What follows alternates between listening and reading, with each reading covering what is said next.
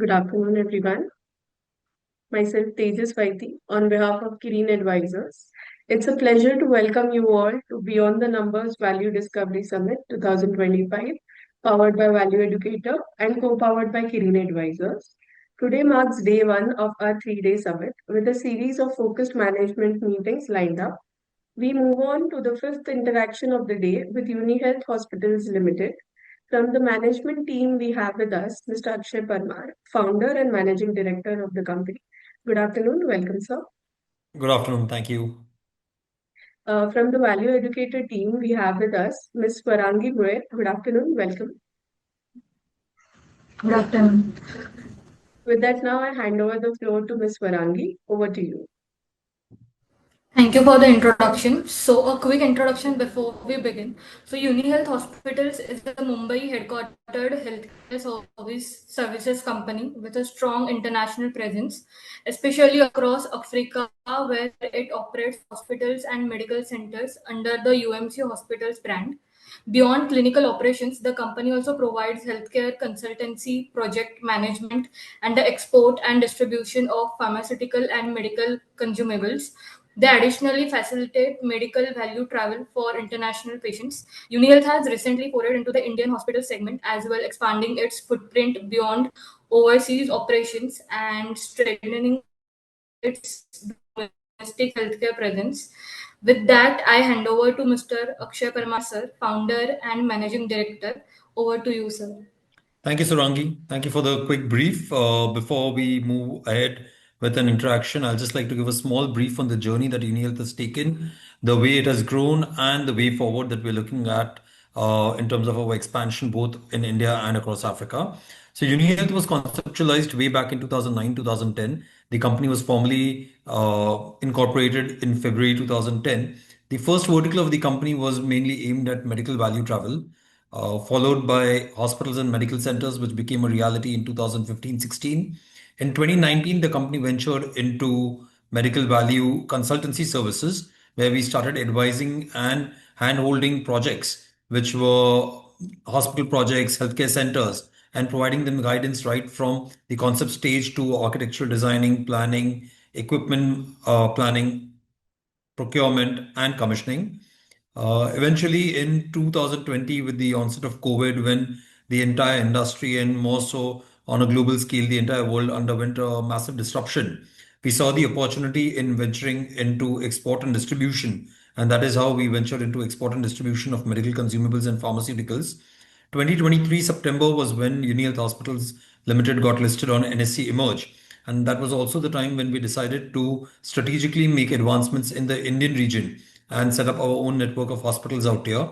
The aim has been to expand our bed capacity from the existing bed strength to nearly 1,000 beds till the end of 2027. These 1,000 beds will be nearly equally spread between India and African countries where we have a presence. We are targeting a 500 to 600 bed capacity in India and likewise a 400 to 500 bed capacity in Africa.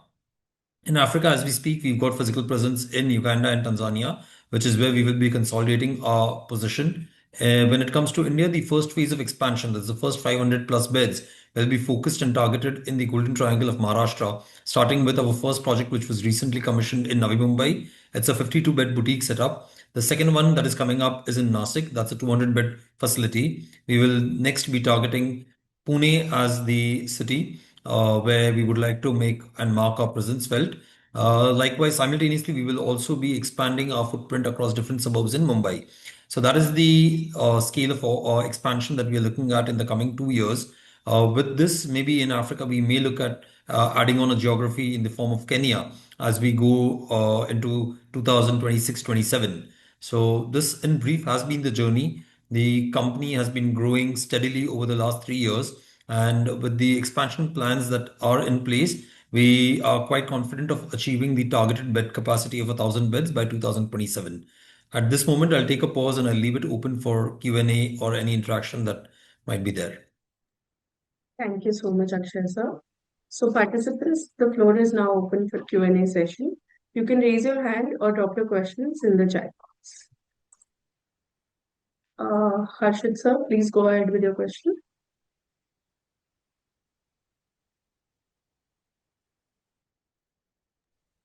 Harshit sir, you're on mute. Kindly unmute yourself.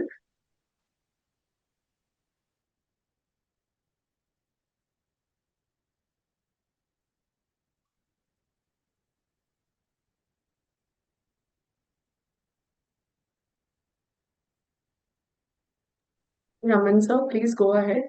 Please unmute yourself. Hello, can you hear me? Yes, Yes, Raman. sir. So, I have just one question. What will be the capex per bed in India versus in Africa, given that you were planning to add like around 500 beds in India and five additional 500 beds in Africa? Right. So, when it comes to our expansion plans right now, the idea is to go on an asset-light model. So, as a policy, we are not looking at making any investments in land and building. So, whether it's Navi Mumbai, Nashik, or any other projects that we're looking at, the major investment will be towards renovating, refurbishing the existing structure, investing in equipment, furniture, and fixture, and the working capital.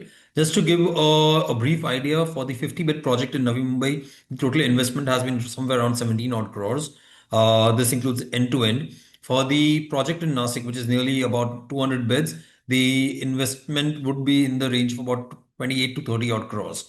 So, as we scale up, if the single project is significantly larger in terms of bed capacity, then the per bed investment comes down. On an average, initially the target would be to ensure that we invest somewhere between 25 to 30 lakh rupees or going upwards to 35 lakh rupees per bed, depending upon the status of the building or the real estate that we take up and the kind of investment needed to first renovate and refurbish it.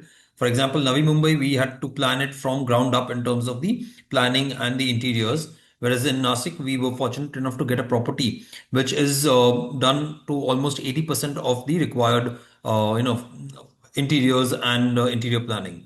So out there, the investment required for that has come down. However, it's a much bigger project in terms of the bed capacity. So the overall quantum of capex will be higher, but the per bed capex out there reduces. Again, what happens, each of the UMC facility that we are planning will be a proper tertiary care facility. So they will be equipped with modular theaters, cath lab, intensive care units. This is where maximum investment goes in.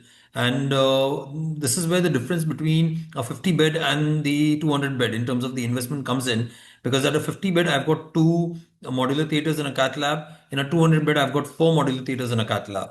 So it need not become four times. That is where the overall investment comes down in terms of a per bed mechanism when it comes to a 150 200 bed capacity. The targeted audience for the targeted project size for UniHealth would be 50 to 200 beds. So during our phase of expansion, we will not be targeting anything beyond 200 beds to begin with and nothing less than 50 beds. We anticipate that each 50 bed unit that we come up, so between 50 and 75 beds, the approximate investment required would be in the range of 15 to 18 crores. For a 175 odd bed facility, the required investment would be in the range of 28 to 30 crores. And if we are looking at a 125 odd bed capacity, which is the target capacity that we're looking for, project in Pune sometime in the coming 12 to 18 months, there the approximate investment amount would be in the range of 23 to 25 crores. Understood, sir. And what about Africa? So Africa also right now, I mean, Uganda, we own the real estate, but that's a completed project. That's a mature project today. Now, when we are moving on to the next phase, again, we are not looking to invest in the land and building. We are working on discussions where we can step in and take over the operations and management of existing facilities or rent out the premises. So the investment requirement would be quite similar. It may not be apple to apple because the cost of certain things increases when it comes to Africa, whether it's on-ground renovation, refurbishment, or even the cost of equipment. Some of that we procure locally to ensure that the timelines are met with. But on a larger footprint, it will be quite similar.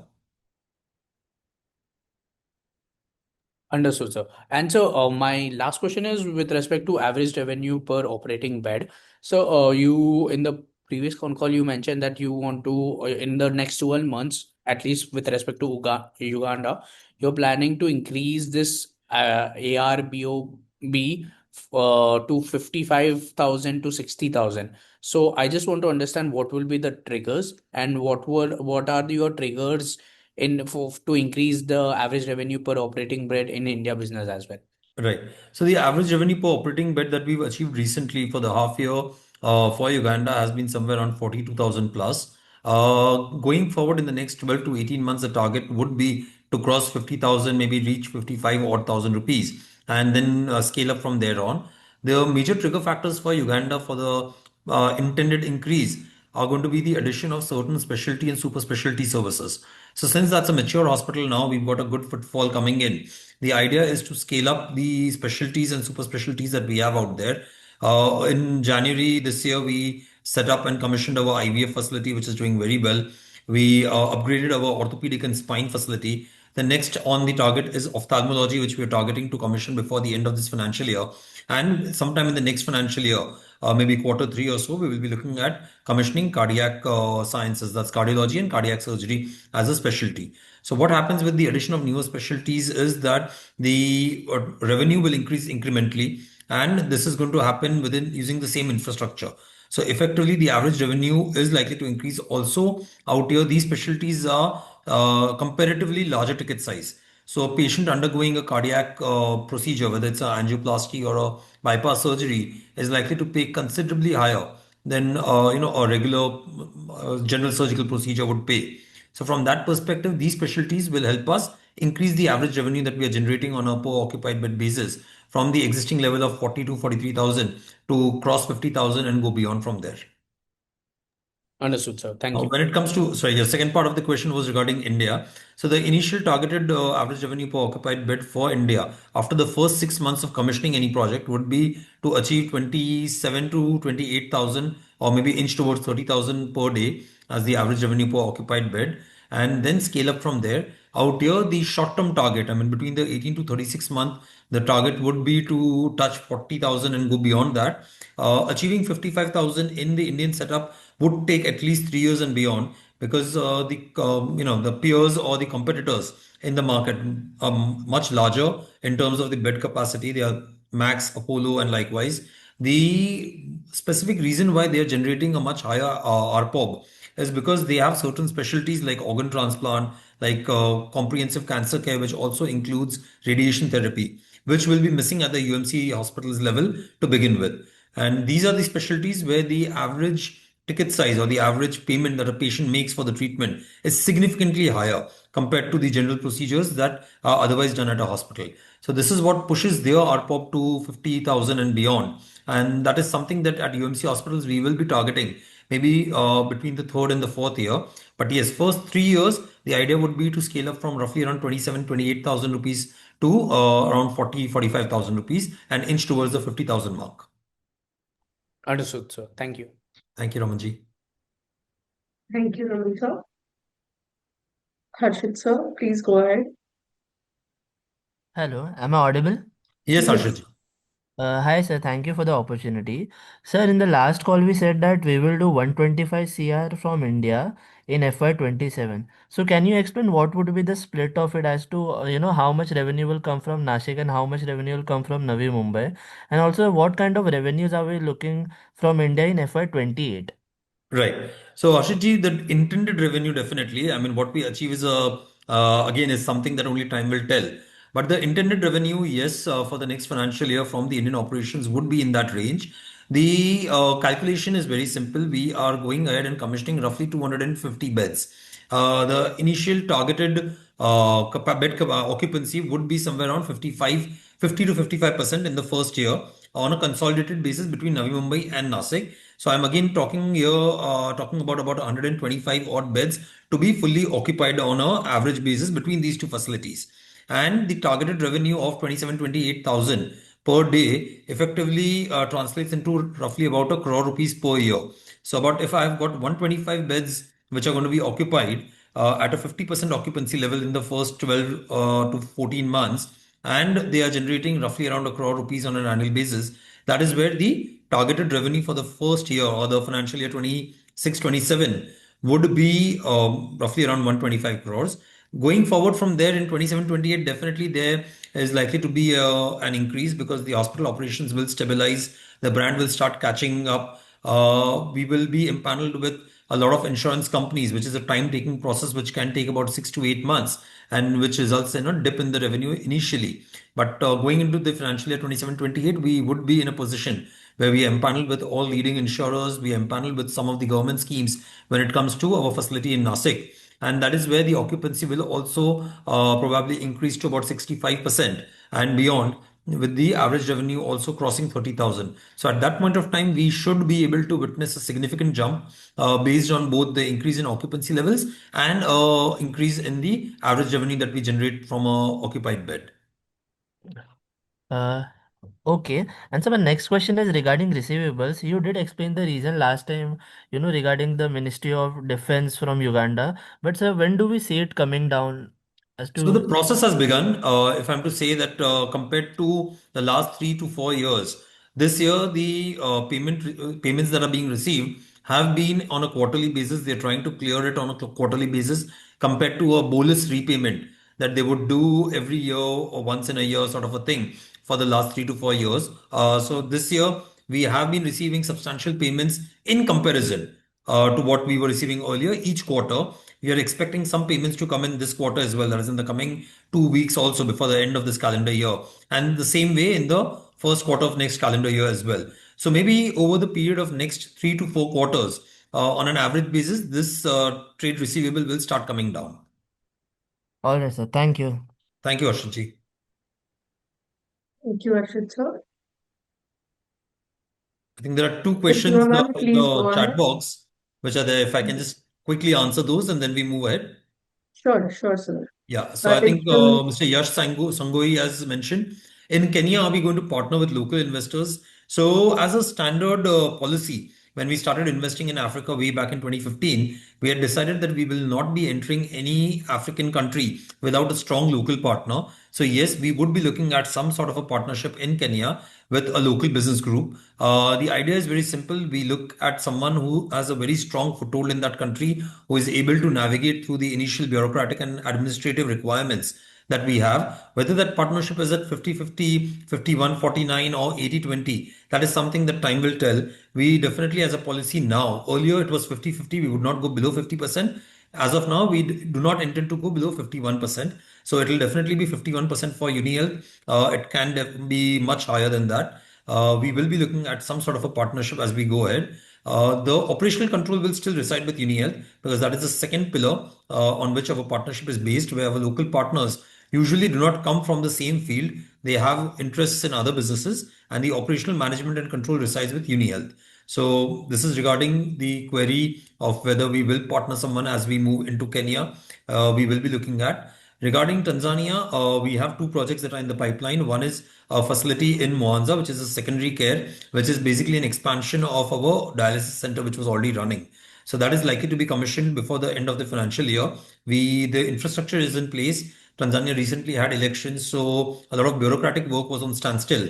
They have just resumed now. Unfortunately, because of Christmas, not much work will happen till the year end. So we will put in the application. We expect the statutory approvals to come around sometime between January and March. That is when we will commission that 20-bed facility, and a 100-bed facility that we are in the last stages of discussion of in Dar es Salaam.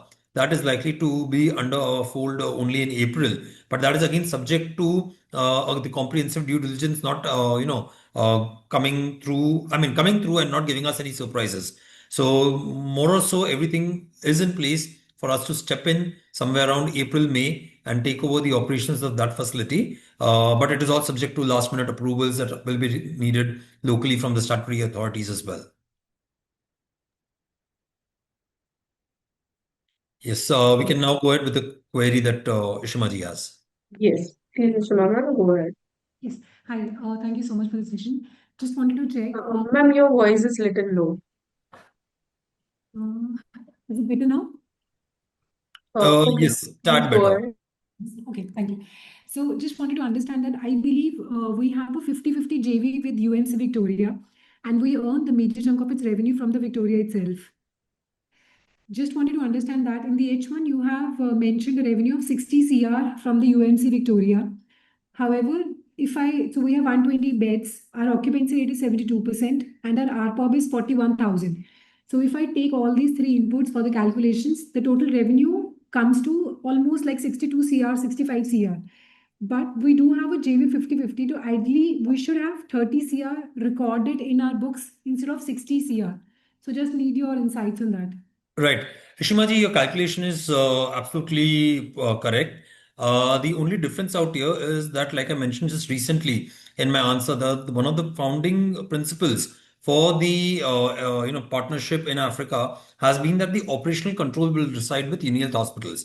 So again, when it comes to Uganda, the shareholding pattern is 50-50, but operationally that facility is completely under UniHealth Hospitals Limited. The board is controlled by us in terms of the key management personnel, and that is where it is considered as an operational subsidiary under the INDS accounting system, which is Indian Accounting Standards, which we have adopted with the beginning of this particular financial year, because that is the basic requirement for the main board. Eventually, the company qualifies in September 2026 to take a transfer to the main board. If I look at all the peers which are there on the main board, the accounting standard is Ind AS. So we have restated all of our accounts as per Ind AS going forward, and that is how the entire revenue of that operational subsidiary has been captured for UniHealth Hospitals Limited the half year. All right. So in that case, we will show the minority interest. Yes, so if you look at the PAT level, we have mentioned the PAT which is attributable to the equity shareholders of UniHealth, and the PAT which is to be deducted because it is attributable to the minority holders. All right. Thank you so much. Thank you. Thank you, Shimaji. Thank you so much. Neil, sorry. Neil, sir, please go ahead. Hello, can you hear me? Yes, Neelji, Yes, please. sir. Hello, sir. So I just have two questions. Firstly, could you give me a color on the payer mix that we currently have? Like, what percentage do we get in cash, and what percentage of our revenue is coming from institutional, government, stuff like that? Right. So payer mix differs from country to country. So I'll begin with Uganda, where right now maximum contribution in terms of the top line is coming in from. So when I talk about Uganda, roughly between 22 to 25% is the cash payment that we receive, or the payers are cash paying patients. Another 20 to 22% comes in from various regional private insurers. So about 45 to 48% comes from this. Then comes the 52%, which is a part of which comes partly from United Nations, of which we are one of the approved, or rather the only approved facility in Uganda, and the different government units or the subsidiaries like Ministry of Defense, Uganda Prisons, National Water, and a bouquet of other PSUs that are associated with us and treat us as the preferred hospital of choice. So this is the payer mix when it comes to Uganda. Now, as we are expanding into India, initially the payer mix in India is more so going to be cash paying patients or cash and insurance. We are not looking at any schemes for the Navi Mumbai facility. Nasik, definitely we will be looking at empaneling ourselves with a couple of government schemes which are critical to ensuring that we are able to service and provide our facilities to a larger bunch of people out there, because the catchment in Nashik is slightly different than the catchment that is there in Navi Mumbai. That empanelment will take at least 9 to 12 months. So yes, in the first financial year, that is in the coming financial year, we may have a much larger contribution from cash and TPA or insurance-based patients. And then as we move ahead into 27-28, there may be contribution from the scheme patients, which is credit in nature, for which the typical turnaround time for payments can range between 4 months to 6 months in the Indian setup. Now, when I talk about Tanzania, where we are looking at taking up a 100-bed facility in Dar es Salaam sometime with the start of next financial year, out there about 80 to 85% of the payers or the patients are backed by the national health insurance, which is very well established in Tanzania. So I would say about 85% of the payers would be the national beneficiaries of the national health insurance. The payment usually comes between 90 to 120 days. About 5 to 7% would be from cash paying patients, and about 8 to 10% would be from private insurance or corporates which are there. All right, perfect. The second question was more on the color basis about, like you mentioned, you are wanting to set up the new facilities in Nashik and Navi Mumbai, right? So Right. right now I see that our EBITDA margins are about 50% odd. And I just wanted to know from your end, what do you think, will we be able to sustain these margins with the fact that we will be having these expansion projects, and because their occupancy rates are not going to be above 50% for the first quarter or so. So how do you think our margins are going to be affected by this? Right. Now, definitely, we will not be able to sustain a 50% EBITDA margin going forward because as we expand, like you rightly mentioned, initially the occupancy rates are going to be lower. The EBITDA margins in India are going to be significantly lower initially. These high level of EBITDA margins are being enjoyed because the business is now at a mature stage for the facilities which are contributing today. As we expand and we are in a phase of rapid expansion. So definitely there will be pressure, significant pressure on the EBITDA margin. But because we are going ahead with a judicious mix of mature business and expansion on a consolidated basis, I do anticipate the EBITDA margin to come down, but not go below 30 to 32%, which is still a very good EBITDA margin when I talk about the healthcare sector. So we will be looking at somewhere around between 30 to 32 or maybe 35% also, depending upon how Uganda contributes and what is the pace at which we pick up our services and revenues in the new facilities that we are adding on. But yes, the EBITDA margins will come down from 50% somewhere in the mid 30s, but the total pie will increase a lot. So the top line itself will undergo a massive change. So on absolute numbers, the EBITDA is likely to still increase. The PAT should increase, but on a percentage base, it will start coming down. It will again go up when these facilities mature. So maybe a period of 18 to 24 months, and then the EBITDA margin will start climbing up again a little. That will again be in tandem with the kind of expansion that we are undertaking at that point of time. In case we are acquiring any existing facilities or any existing operations, in that case, the dip in the EBITDA will not be that big because you're going to get a top line, you're going to get a bottom line also associated with the project, or at least you're going to get a head start. So even if we acquire the operations of some project where the bottom line is not very healthy, we will get an upstart in terms of the top line, in terms of the patients that are coming in, and it'll be on our management and our brand value that that frugal bottom line should get converted into a much larger number. All right, so just one follow-up on this. I just wanted to know how long do you expect for these new facilities, especially in India, to break even? Like the competitors usually say it takes them about 10 to 12 months. So what timeline are you looking at in Right. terms So of? 12 months is very reasonable, I would say. Navi Mumbai, definitely I'm looking at a period of 9 to 12 months. Nasik, maybe 12 months, maybe 18 months. A lot of competition would take anywhere between 2 to 4 years to break even, again, depending upon the size of the facility. So Navi Mumbai is a 50 bed. It is in a very good location, very good spot. So within 12 months, definitely it can be 6 months, it can be 4 months, it can be 8 months, but definitely within 12 months. Nasik, the location is fantastic, but it's a much bigger facility. So when you're going with a much bigger facility and a completely different catchment, then the break even period can change. So Nasik may be between 12 to 18 months, again depending upon how the brand is recognized in the market, how well we are able to pick up pace. But yes, in that period we will definitely break even. Till now, whatever facilities we have invested in or we have operated, we've always broken even in the first 12 months, and that stands the target for the team going forward as well. All right, so thank you so much. All the Thank you. best. Thank you so much, Neil sir. So there are a couple of Yes, questions. sir. I think quickly I can take in the chat box as well. So there's a question about Pune. Any plans in Pune own beds? If yes, what size and by when? Pune will be next on our target. We are keen to expand in Pune. We will be looking at the ideal locations and properties sometime with during quarter 2, quarter 3 of the next financial year. Once Navi Mumbai and Nasik have been commissioned completely and have taken and picked up pace, that is when we will be looking at Pune. We definitely do not look to invest in the real estate in Pune as well. So again, it will be either a long-term lease or operations and management sort of a modality. The ideal size to begin with in Pune would be somewhere between 100 to 140 or 150 beds. So ideal sweet spot is somewhere around 125 beds.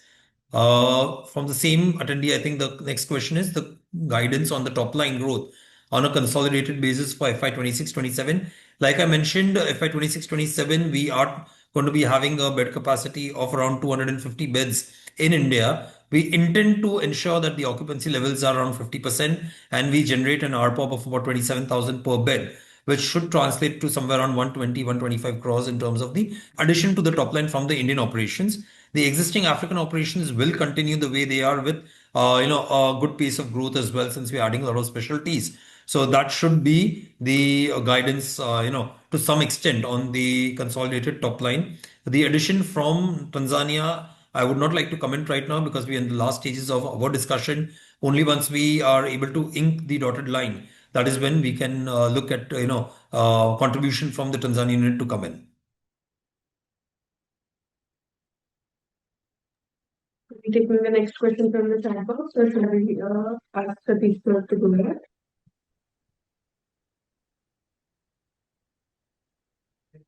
Satish sir, please go ahead.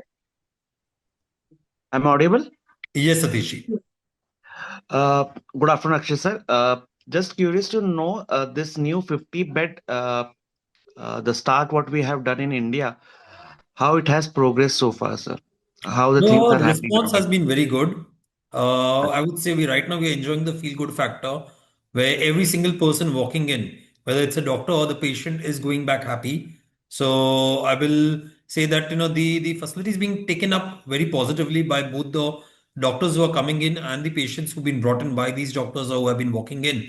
We have successfully completed a few orthopedic and spine procedures. We've successfully completed some cardiac procedures, some general surgical procedures as well. So it is picking up. The positivity is there when it comes to the feedback from the doctors and the patients. When I say doctors, basically they are very happy with the kind of infrastructure that we have developed and we are handing it over to them. They're very happy with the flexibility that as management we are able to provide and extend to them.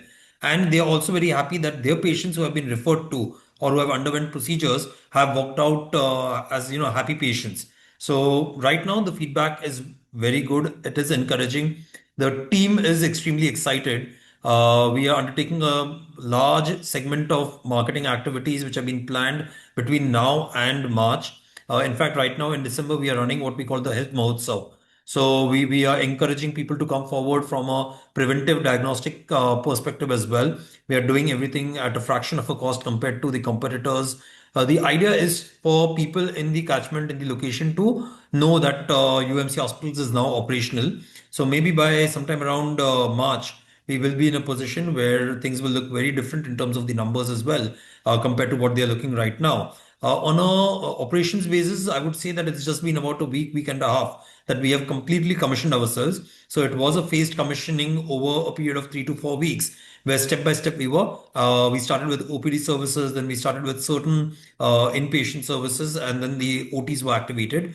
But as we speak right now, almost every single aspect of the hospital is fully active, including the intensive care units. Good to hear that, sir. I'll not ask the figures, but definitely can we assume that we will see a revenue impact from this 50 bed? A very small one, but yes, this Okay. financial year there will be some addition. But next financial year, at least in the first quarter onwards, it should start becoming substantial in nature. Good to hear that, sir. And that 150, the additional in the India, Uh, so we Nasik, are you're talking completing about? that. Yes, I get confused. Nasik and Navi Mumbai. Okay. Right. No, One, Nasik, we are on target to commission the facility by March. So right now, okay. in terms of infrastructure, it is nearly complete. We'll take another 2.5, 3 weeks for the infrastructure to be completed. Simultaneously, we are going in for all the statutory approvals. So statutory approvals can take a period of about 8 to 12 weeks. So we've started that. We anticipate and expect that that process will get done by the start of March. And that is when we should be in a position to fully commission. Albeit from a revenue perspective, addition will start happening only from quarter 1 of next financial year. Fair enough, sir. Thank you so much. All the good wishes, sir. Thank you, Sadishi. Thank you so much, Satish sir. Abhi sir, please go ahead. Kindly unmute yourself. Mr. Abhi Hi sir. Akshayji, how you going? Good. How are you? I'm good. I'm good. Sir, I was just talking about this Nasik one. Um, is it fair to say for the next year, as you kind of said, it takes 9 to 12 months to break even. There would be addition in the revenue, but probably from the PAT perspective, it's gonna be later in the FY 28. Is that fair to say? It is very fair to say we will not get PAT on an immediate basis when it comes to Nasik on a standalone basis. But luckily, what happens is that we are looking at a consolidated position. So Uganda is a mature business. As and when we enter the next financial year, Navi Mumbai is likely to start generating much higher revenues. and much earlier. So hopefully that will break even both operationally and otherwise and contribute something which can offset the initial operational losses that we are likely to have from Nasik. The other reason why PAT is likely to be impacted is because healthcare, the depreciation is significant in terms of the percentage, in terms of the overall investment in equipment. So from that perspective, also between the EBITDA and the PAT level, there's going to be significant amount of adjustment or negation that is likely to happen. But yes, it will still, the mature businesses are likely to offset some part of it as we move forward into Q3, Q4 of next year. That is when a much better picture will be there on how the facility has shaped up, what the traction has been there. And hopefully, if we have broken in operationally by that time in Nasik, then the impact on PAT will not be as significant. Perfect, perfect. Thank you. Thank you so much. Thank you. Thank you so much, Abhi sir. Ishan sir, please go ahead.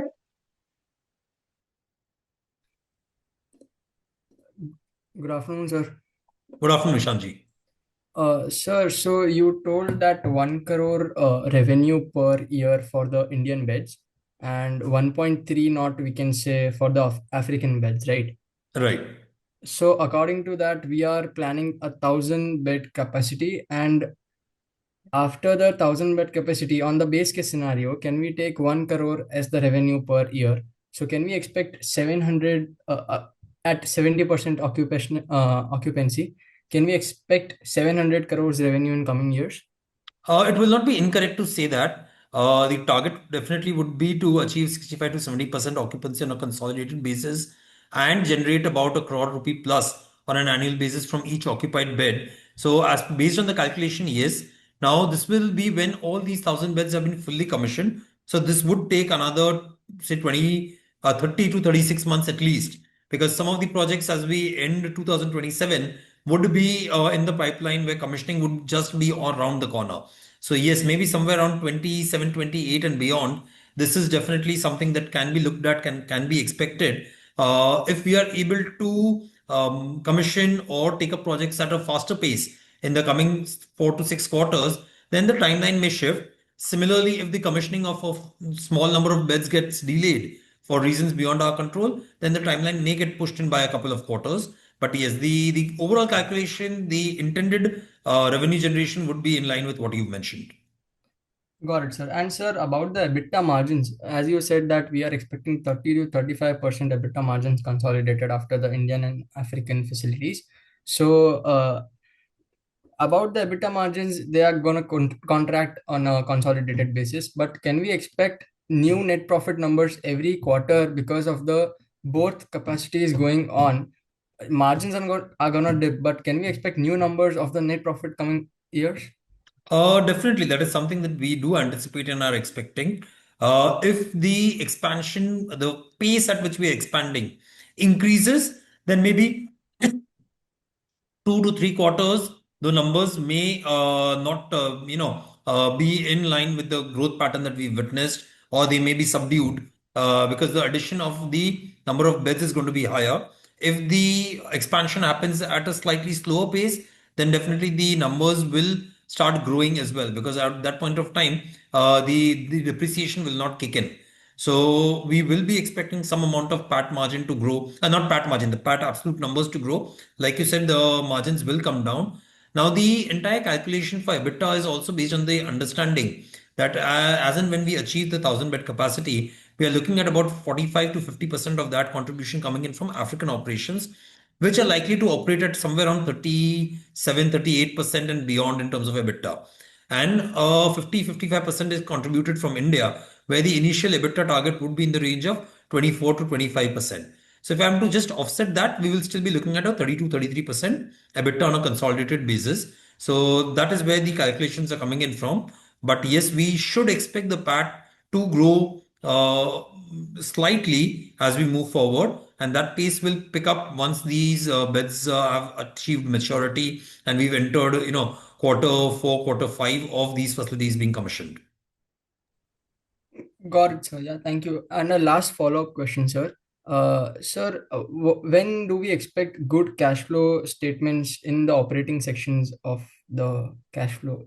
Right. So, Uganda, like I mentioned some time back, that we are expecting the cash flow scenario to improvise in the coming few quarters, the trade receivable number days to come down because the payment cycle adopted by the Ugandan Defense Ministry for their beneficiaries is changing. We witnessed this change over the last 2 quarters. We are expecting that this will continue in the coming few quarters as well. And that is what they intend to do, streamline this process on a long-term basis. So from that perspective, Uganda will start turning out a good amount of cash flow on an operational level as we move forward into the coming financial year. In India, initially the cash flow will the operational cash flow should be positive because we are working only on cash and insurance patients. Again, insurance payments out here right now will come fairly quickly because we are not directly empaneled with the insurance companies. That process can take about 4 to 6 months. We are using intermediaries which act as a buffer between us and the insurance companies. So they basically do bill discounting and process the payments, and they take on the credit term from the insurance. So out here right now we are working on almost a cash basis, and that is where the operational level, the cash flow for the Indian operations for the first 12 months are likely to be significantly positive. Got it, sir. Thank you so much, sir. Best Thank wishes, you. sir. Thank you. Thank you, Ishan sir. Murlidhar sir, please go ahead with your questions. Yeah, hi. My question is about this is started, I think, about 15 years back, right? So the revenues I see, it's reached, to I think about 60 crores something, revenues so far. And now we are planning for about 1,000 crores in the next 2 to 3 years. So here the puzzle is what had been stopping us to grow until now, and what makes us grow so fast from now to next few years. Right. So the first aspect, the 15 years, for the till 2016, for the first 6 years, the company was focusing only on medical value travel or medical tourism, where we were more of a service provider, where we were not taking on the revenue of the patients. It was basically we were acting as an interlink between the patient and the hospital where the eventual treatment was going to be provided. So out there, our revenue was limited to the facilitation fee that we were encashing based on the billing amount of the patient, and that is where the revenues were significantly smaller. 2016, we made an entry into the medical center and hospital segment in Africa. For the first year and a half, obviously the revenues was very small. We were still in the setting up phase. 2017 onwards is when we actually commissioned our projects. So January 2017, we started with the first 50 beds in Uganda. August, we started with our facility in Nigeria. Then 2018 Jan, we started with the addition of 70 beds in Uganda. And that is how post 2019, the revenues have actually started climbing up. What was stopping us to expand rapidly between that period and 2024 was the fact that till a larger part of that period, till 2023, we were privately held. So obviously access to capital was a bottleneck. We could not expand in the same manner that we can now because we were all plowing in our cash flows, profits from the business, and the funding that we had personally raised. So from that perspective, we were taking it slow. 2023 September, when we came up with the IPO, we raised funds. Post that, the scenario has changed. Now we are able to expand at a much faster pace. Simultaneously, what has happened is that the projects that we had commissioned in 2016, 2017 have achieved maturity level at the operational level. And from that perspective, the cash flows, the profitability from those projects have increased significantly, further giving us the bandwidth to expand faster. So going forward, these are the critical reasons why expansion will be rapid because access to capital is more or less easier now since we have been able to prove ourselves with steady profits over a large period of the last 3, 4 years. And we are in the listed space where access to capital is much easier than it is when we were privately held rather. But that time even the PEVC was accessible, right? So were you not tried that? PVC, we've had interactions for a long period since 2017, 2018 itself.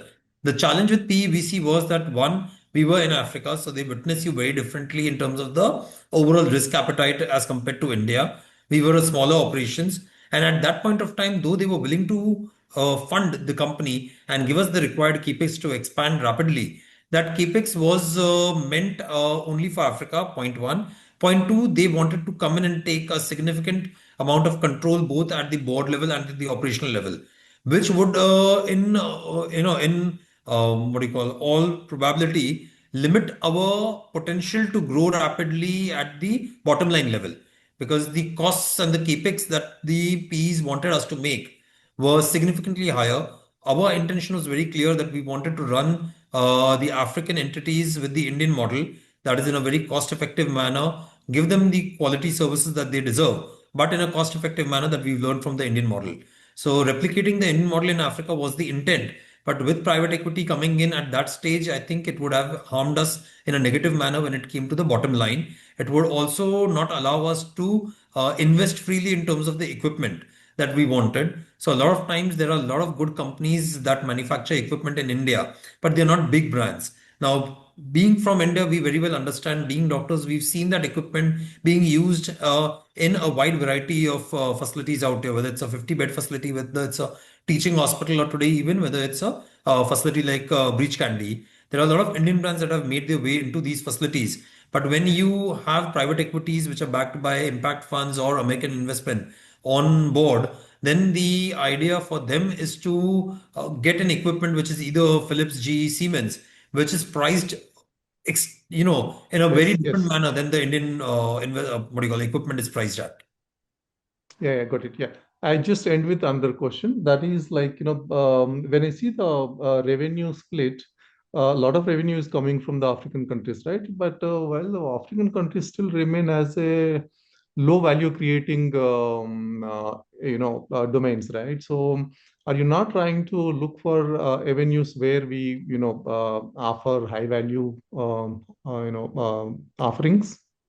So Like maybe two things, uh, right? maybe in this I see that even actually you just tried offering services to even Gulf area, UAE. So that would have been a ideal choices, right? The high value creation So areas. I would say that one, UAE would not be an ideal choice for us, because our focus has been Africa and then India. UAE is a very different market when it comes to the regulations. So in hindsight, I mean, the years that have passed by, going forward, definitely things are very different. We are way more structured. The ability to employ and deploy professionals is much larger now. So going forward, if the right opportunity comes across in UAE, we may consider. But the idea has always been to develop the healthcare infrastructure in Africa.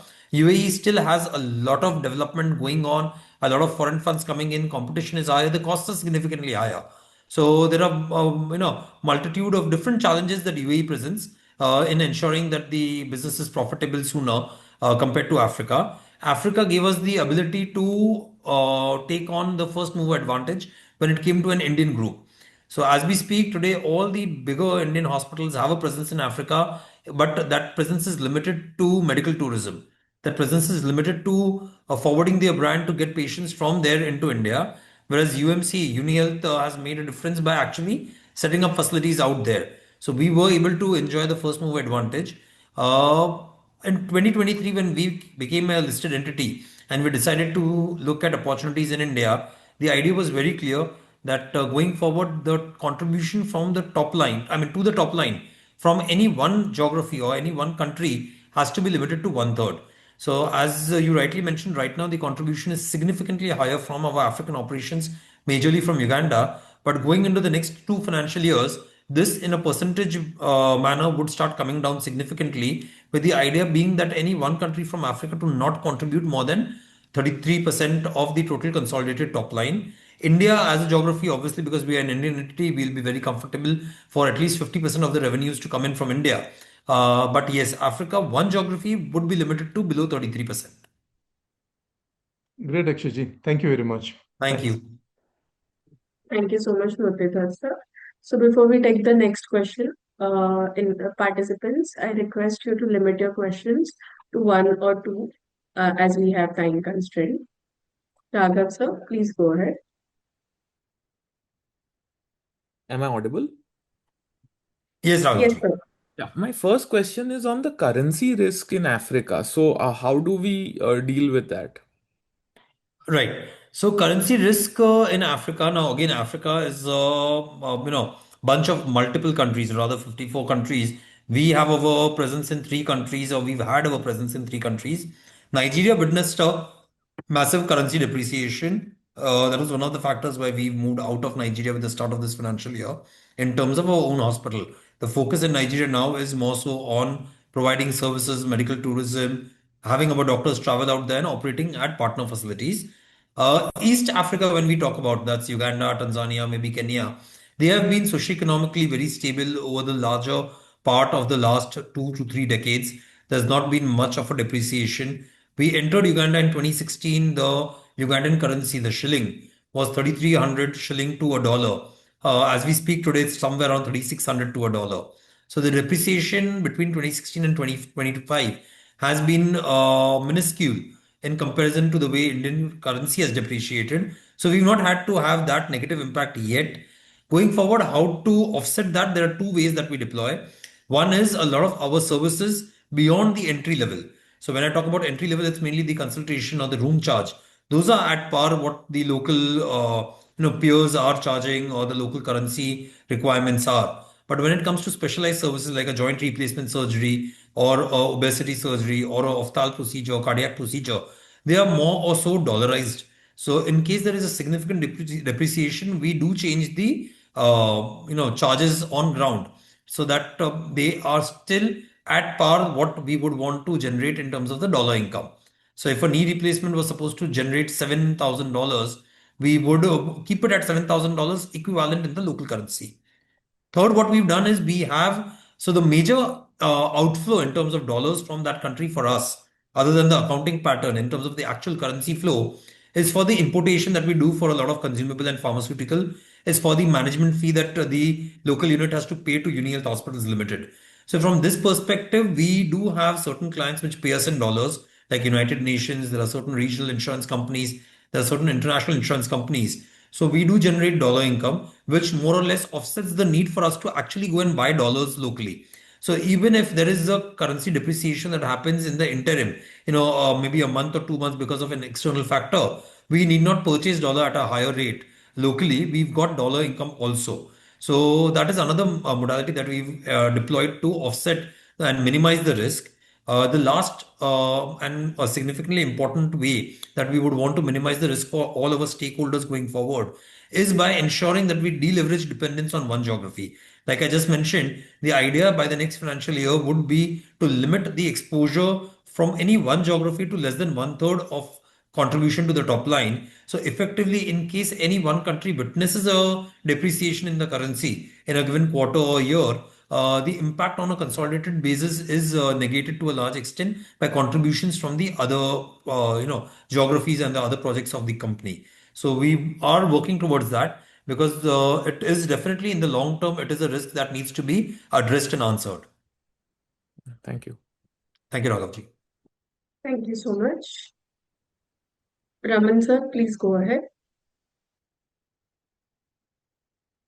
Hello.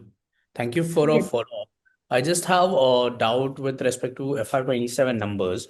Assuming that if the India business we can do 120 crores of revenue, can we assume that the EBITDA margin will be around 15% in the first year of operation? I would Because not you be wrong to assume mentioned, that, yes.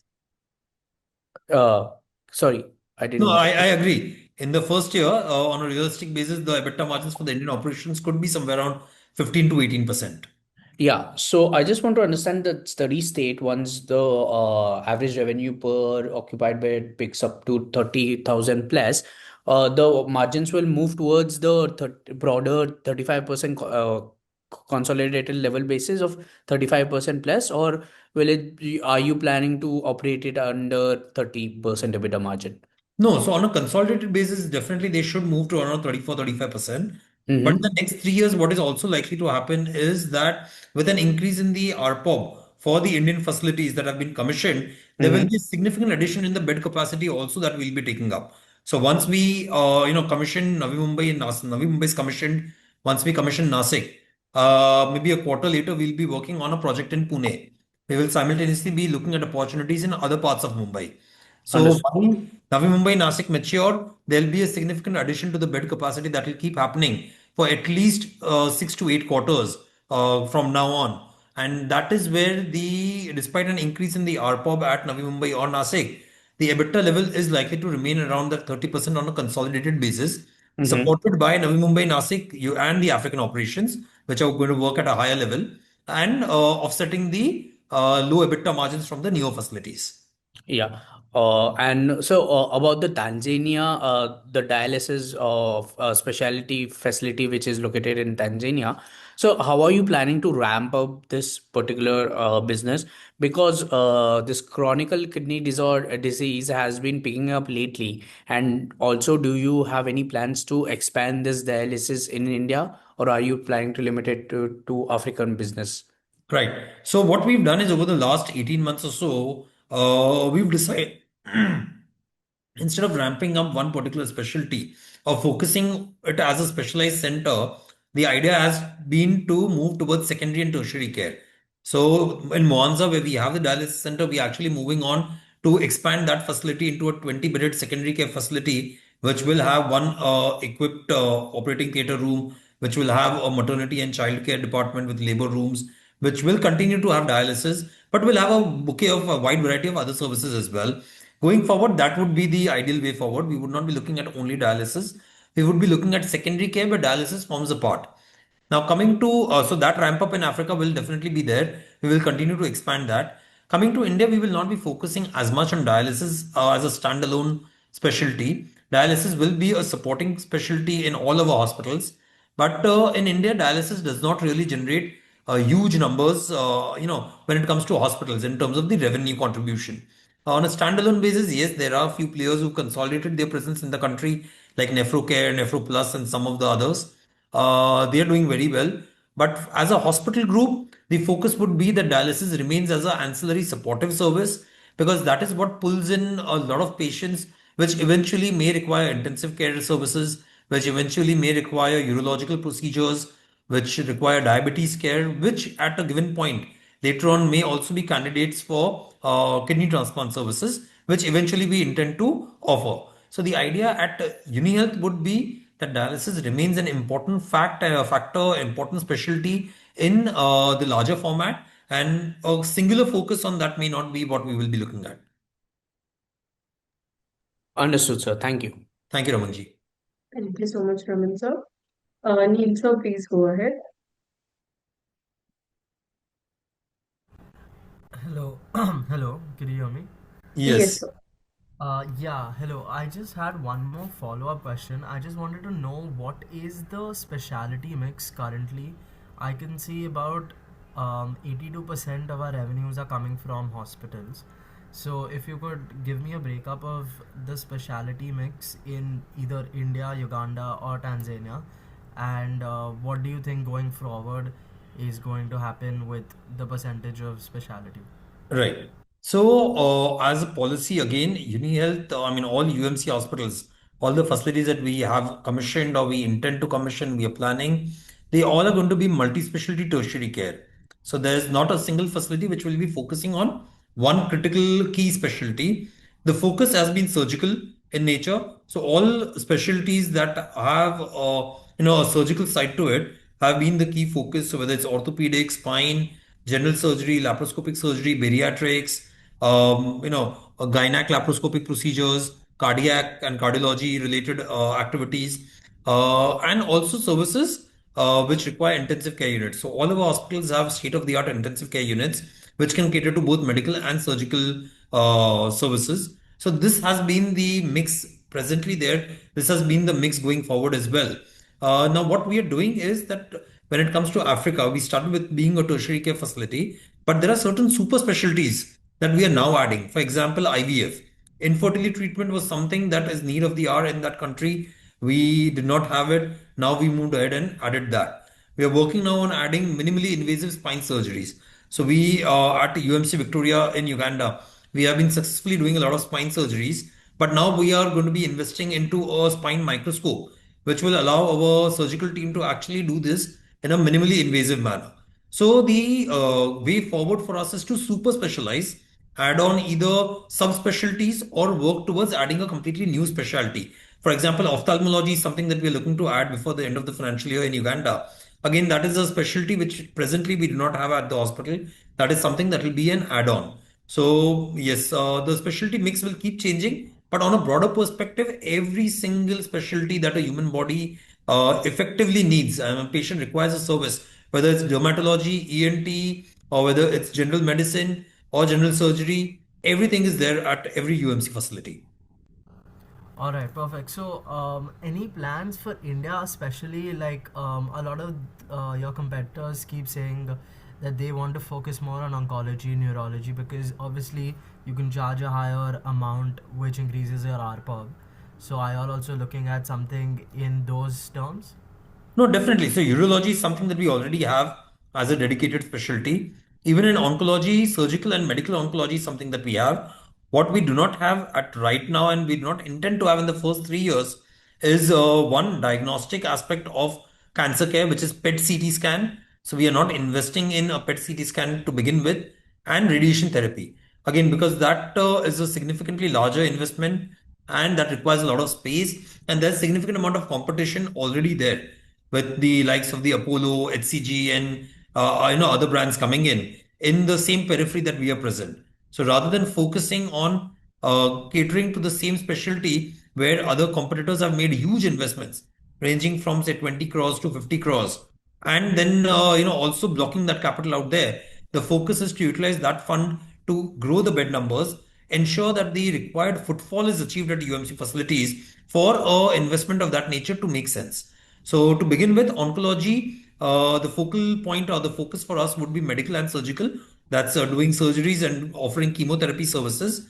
The idea to add on radiation therapy and PET CT would be something that we will start looking at maybe 2.5, 3 years from now. All right, sir. Thank you so much, and Thank all the you. best. Thank you so much, Neil sir. So before we conclude, I think we can take 2 or 3 questions from the chat box as we are running out of time. Sure. So I think Ishanji, the question has been answered. Gauravji, how is H2 FY26 going on in terms of RPOB? So right now to say we are continuing the same trend that we've seen earlier in the year.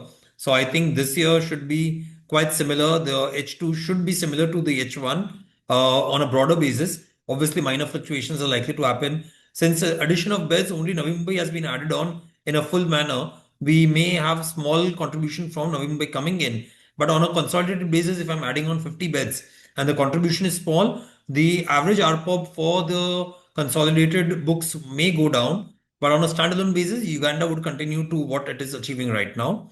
So I hope I've answered that question. Anirudh ji, you mentioned about how and when do we reach a revenue of 500 crores. Like I mentioned, as we continue to commission our beds. The idea is to commission at least 600 to 700 beds in the coming 24 months, and then another 300 plus beds in the 12 months thereafter. So once we are able to commission and these commissioned beds go into at least the third quarter, we should be generating the targeted revenue that we intend to, and that is when we should be able to achieve the revenue. So maybe a couple of financial years from now on, we should be at a position where we will be able to generate a consolidated revenue in the range of 500 crores. The EBITDA margin, the targeted EBITDA margin would be somewhere around 30 to 33%, like I mentioned earlier in some of the discussions that I've had. The next question is from Mr. Mohammed. Uh, Manufacturing facility in Tanzania. Earlier, the company had indicated plans to set up a facility in Tanzania. Could the management share an update on the current status? So, yes, on a macro level, the infrastructure is ready. We have held on to making the investment in the equipment needed to manufacture the disposable syringes that we intend to manufacture locally in Tanzania and commission the plant. The reason is that we are working actively with the Tanzania Investment Center and the government out there to seek certain tax incentives and benefits, following which we will start making the investment earmarked for putting up that facility. So that is where the status is. So Tanzania is a slightly slower market compared to rest of East Africa. The statutory approvals take slightly longer as compared to they happen in Uganda or Kenya. So we are actively working on it. Capital commitment is already there. We have some sort of a financial closure for that via equity contribution and commitment from local bankers. But the idea is that once we hear back from the authorities regarding some of the requested incentives and benefits, that is when we will be taking that project forward. You mentioned secondly on revenue concentration and diversification. From the H1 numbers, we noticed that a majority of revenue comes from the hospital vertical, while contributions from other segments remain small. Can you elaborate on the strategy to diversify revenue streams going forward? Which verticals are being prioritized for scale up? So contribution from the medical centers and hospitals will always continue to be the major factor.